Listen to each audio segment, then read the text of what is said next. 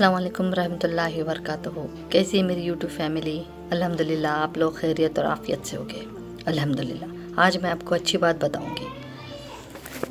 टूटने के बाद जो तुम में हिम्मत आती है ना, दरअसल अल्लाह तुम्हें थाम चुका होता है। मिलता बहुत कुछ है ज़िंदगी में, मगर हम गिनती उसी की करते हैं जो नहीं मिला।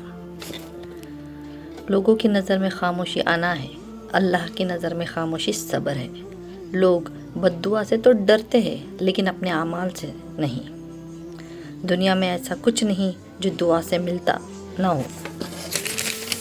इंसान उम्मीदों से बंधा एक ज़िद्दी परिंदा है, जो घायल भी उम्मीदों से होता है और ज़िंदा भी उम्मीदों पर ही है। लंबी उम्मीदों से दूर रहा करो, क्योंकि वो तुम्हारे पास मौजूद नियामतों को भी हकीर बना देती है।